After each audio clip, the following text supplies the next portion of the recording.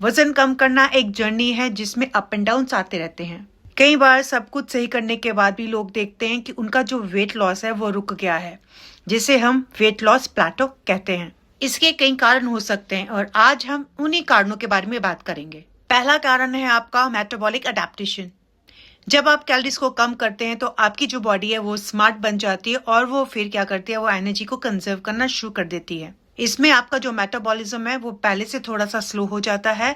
Same diet और same exercise करने के बाद भी अब आपकी उतनी कैलोरीज बर्न नहीं होती और ये एक नॉर्मल बायोलॉजिकल प्रोसेस है। और दूसरा कारण है नॉट ट्रैकिंग कैलोरीज एक्यूरेटली, सही से कैलोरीज को ट्रैक ना करना।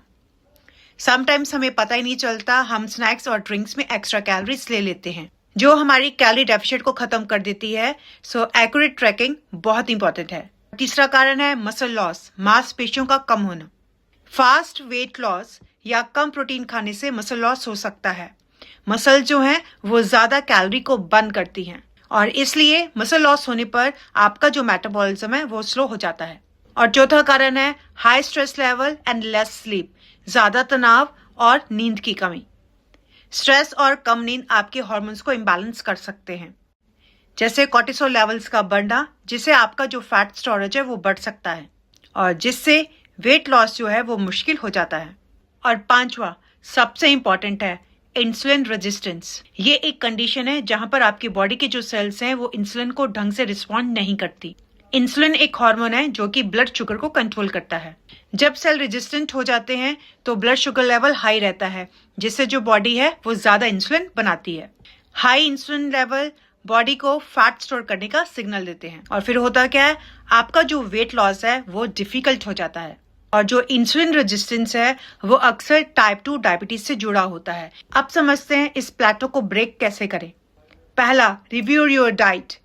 कैलोरीज एंड पोर्शन साइज को रीइवैल्यूएट करें और हिडन कैलोरीज का ध्यान रखें। एंड दूसरा, इंक्रीज प्रोटीन एंड फाइबर। ये आपको फुलफिल कराते हैं और आपके मेटाबॉलिज्म के लिए ये अच्छे होते हैं। तीसरा, एड स्ट्रेंथ ट्रेनिंग। मसल बनाने से ज्यादा कैलोरीज बर्न होती हैं। चौथा, चेंज योर रूटीन। एक्सरसाइज में वैरायटी लाएं जिससे कि आपकी बॉडी अडेप्ट ना हो। पांचवा, manage stress and sleep. Proper sleep and stress reduction technique weight lose में हेल्प करता है। Last and very important, consult a professional. अगर आपको लग रहा है कि आपकी बॉडी कोई मेडिकल कंडीशन जैसे इंसुलिन रेजिस्टेंस इशू कर रही है तो प्लीज प्रोफेशनल हेल्थ कोचेज से बात करें। याद रखें, वेट लूज एक पेशेंस वाला काम है। कंसिस्टेंसी रखना और अपनी बॉडी को समझना बहुत ज्यादा जरूरी है।